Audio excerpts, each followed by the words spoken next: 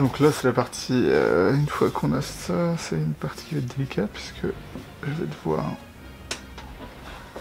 faire en sorte de, comment dire ça, de toujours tout voir. Hop, je vais vérifier. Ok, d'accord. Donc là on est pas mal déjà. Sauf que vous voyez que ça bloque toujours.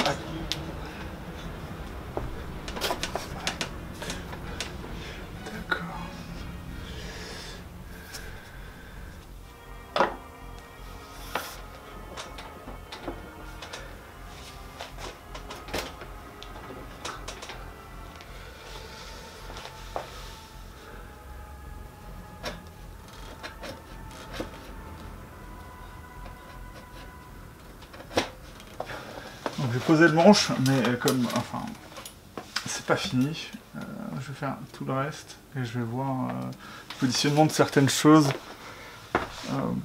du coup pour pouvoir tout faire avant de coller le manche, puisque de toute façon j'ai pas fait comment dire ça, l'aplanissement des frettes, donc je le ferai après en relevant le manche et quand j'aurai fini tout. Toutes les défonces, je pourrais remettre le manche et le coller. Hop.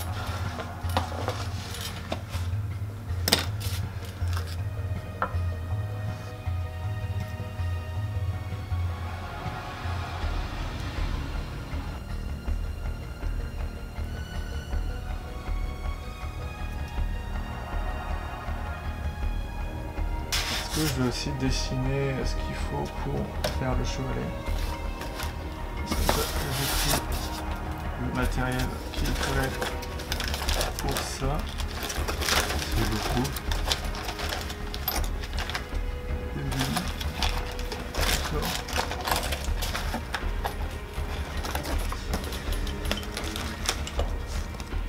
Et donc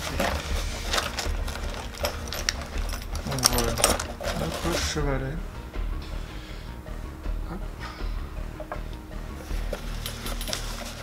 Que je trouve tout à fait acceptable en tant que chevalet. Hein. Sur la MSG basse, il n'y a pas de problème du tout. Donc celui-ci, c'est un all parts qui est pratiquement pareil. Sauf que celui-ci doit être nickelé alors que l'autre, il doit être en, je sais pas quoi, en aluminium. Ce qui ne veut pas dire que celui-là n'est pas en... Si on regarde, bon, après ce sera faussé.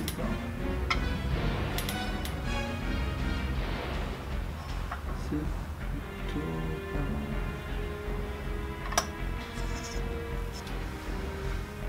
mal. D'où le fait de d'abord poser le chevalet avant de coller le manche, comme ça ça permet de vraiment voir à quel niveau ça va être. Et donc là, je vais devoir le placer suivant ici. Donc là, il faut que, évidemment, je prenne le diapason et que je rajoute ce qu'il faut pour aller jusqu'au chevalet. Donc le diapason est de 30,5 pouces. Hop. Donc ce que je fais, c'est que je vais sur mon téléphone, je vais aller regarder, hop, convertir ça en centimètres. Donc c'est 77,47. Ce que je suis allé faire, c'est vérifier que le diapason était bon par rapport à ma SG basse, ce qui est bien. Sauf que moi j'ai une 19 cases pour utiliser le micro positionné de façon comme dans les années 60, alors qu'aujourd'hui les SG basses ont comment dire, elles ont 20 frettes, donc j'étais bon, mais à la 19e, quand j'ai regardé à la 20e, je me suis dit ah mais c'est bizarre, c'est pas bon. En fait c'était bon, et donc ce que j'ai fait, voilà, je sais pas si vous pouvez le voir là, hop, voilà, c'est que là j'ai pour les guitares de ce côté là, c'est en fait ce que je fais, c'est quand j'ai un modèle d'instrument de musique qui a le bon diapason et qui a une bonne intonation, et ben je prends comme référence les dimensions derrière la dernière frette. Et après, du coup, ça me permet de savoir où placer le chevalet et là le micro aigu. Donc ça va être beaucoup plus pratique que de faire ça en le mesurant et en étant très sûr que ce soit bon.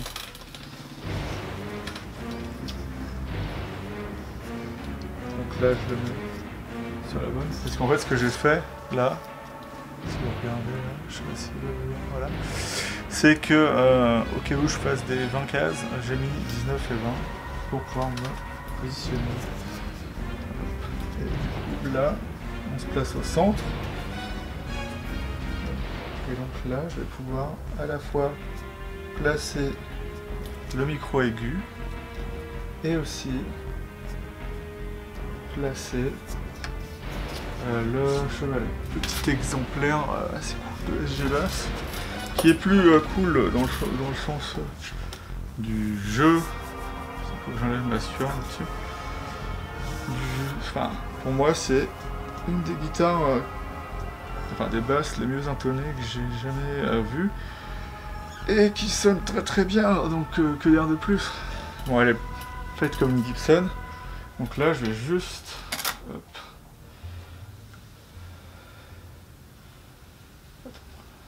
Voilà.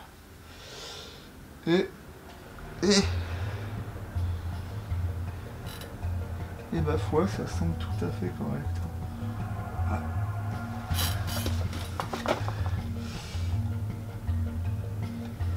Même le diapason est bon. De toute façon, Stumac se trompe rarement.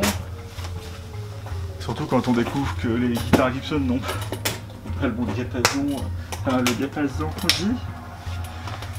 Donc voilà, donc on aura du coup ici, pour faire un petit assemblage, notre micro grave. Ici on aura notre chevalet. Voilà. Et que je retrouve ça.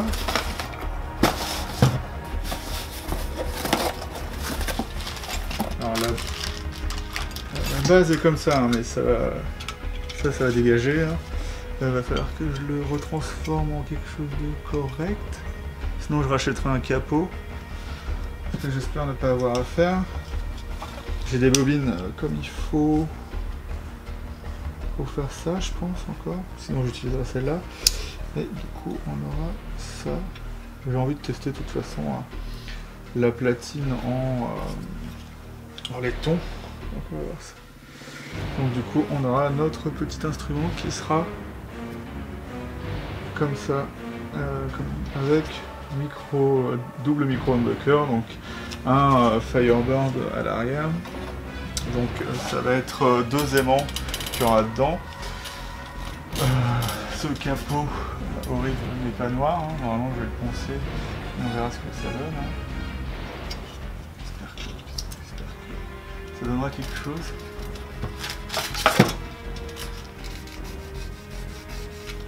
Et puis du coup, bah, là, ça donnera peut-être... on verra, mais ça ne posera pas de problème que ce soit de la couleur du... En fait, à mon avis, c'est une anode ou une cathode, je sais pas quoi. Et donc, c'est marrant, je croyais que c'était peint, mais comme à l'intérieur c'est d'une certaine couleur, ça me fait penser à un traitement chimique. Donc voilà. Tac tac tac. Donc le but ici c'est de faire 3 trous pour placer le chevalet. 3 points.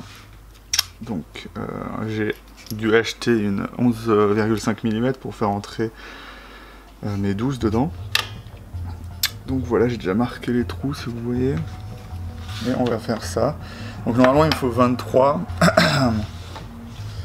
Mais comme il y a une limite, je vais aller jusqu'à 24. Et je mettrai le fil de masse ici. Comme ça je le passerai par le trou pour le micro aigu. Voilà. Donc pour l'instant ce que je fais c'est de me mettre à la profondeur minimale. Et je vais régler ça. Après,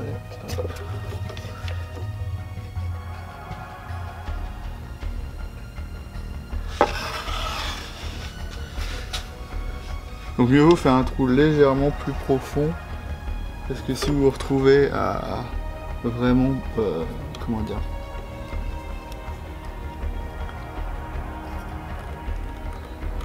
si vous mettez la cheville dedans et que ça marche pas, bah, pour la ressortir c'est déjà chiant, et puis vous devrez de toute façon faire un trou, et après vous pourrez comment faire un trou plus, parce que vous n'arriverez jamais à faire exactement le même trou en perçant dedans, et ça peut être un peu compliqué.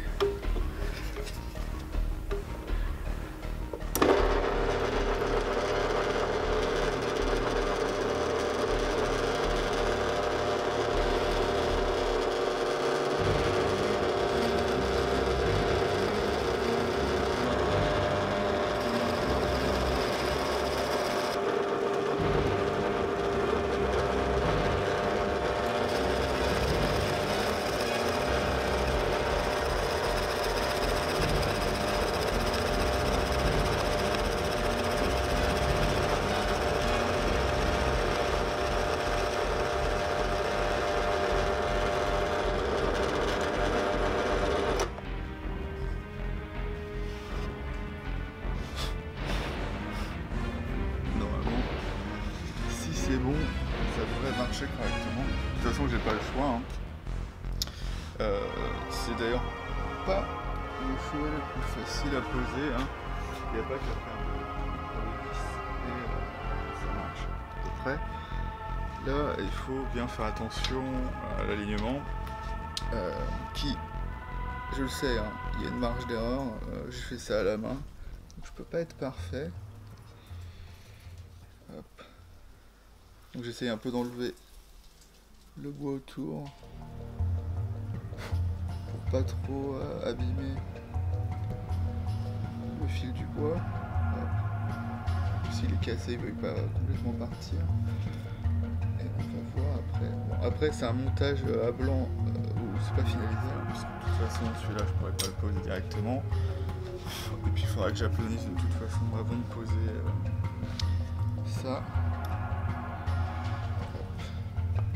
Et donc si j'aime pas mal calculer, ça devrait aller.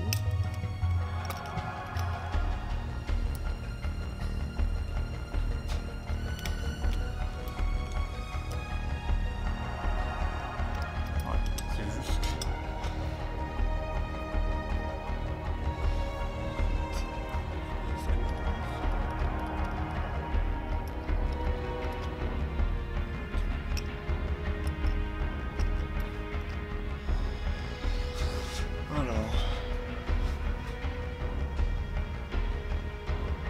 Pas mal, hein. C'est pas mal du tout, donc c'est plutôt sympa. Une photo pour Instagram. Voilà. Donc là maintenant du coup je vais m'attaquer au micro aigu. Alors j'aurais pu planifier la touche, mais je préfère mieux en fait planifier les frettes plutôt. Mais je préfère mieux tout faire comme il faut. Normalement j'ai vérifié avant de faire les marquages, mais comme en fait on peut jamais avoir quelque chose de vraiment précis. Donc s'il faut vraiment bien comment dire, avoir des chevilles bien fixées, c'est que ces chevaux-là ont notamment tendance à, par exemple sur les pigeons, qui vont avoir une tolérance plus faible dans leur l'ajustement des chevilles, il se peut que ça sorte. Après, je trouve que ce modèle-là est un peu serré, mais les Gibson ont un peu plus de possibilité de réglage. Donc on peut voir qu'il y a quand même assez d'espace ici laissé parce qu'en fait là, je suis posé sur vraiment le bord, donc le centre n'est pas là. Et d'autre côté, je sais pas si vous pourrez voir. De toute façon, tant que ça marche, ça marche. Donc j'ai fait en sorte que les deux aient le même espace. Même si généralement le mieux c'est d'en laisser. Enfin, comme j'aime bien la corde grave, j'aime bien laisser un peu de place, mais le mieux c'est sur les aigus. Comme ça vous pouvez légèrement bender la corde, et de toute façon vos doigts vont avoir tendance à plus à accrocher le bas que le haut. Donc c'est bien de faire en sorte que la corde du bas ait de la place. Donc le manche là, pour être sûr que ça passe, le talon est en 58. Et du coup, au sillet, on a une mesure de 43. Donc c'est pas très proche des Gibson modernes qui vont être à 39, un peu comme les Fender qui sont à 38,5 jusqu'à 9 en général. 9. Et par contre, les basses qui sont du même type en sillet, ça va être les Rickenbacker qui vont avoir souvent un sillet plus large. Voilà, donc je vais continuer et je vais faire ce qu'il faut pour faire le routing du micro aigu. Donc là on va faire ce qu'on appelle le routing, enfin la défonce du micro aigu. Et donc on va disposer les pièces dont je vais avoir besoin. Donc je vais avoir besoin de la base. Il me faut légèrement plus large puisqu'il y a le capot par dessus. Donc je vais créer le micro évidemment, comme tous les micros que je fais pour mes instruments de musique.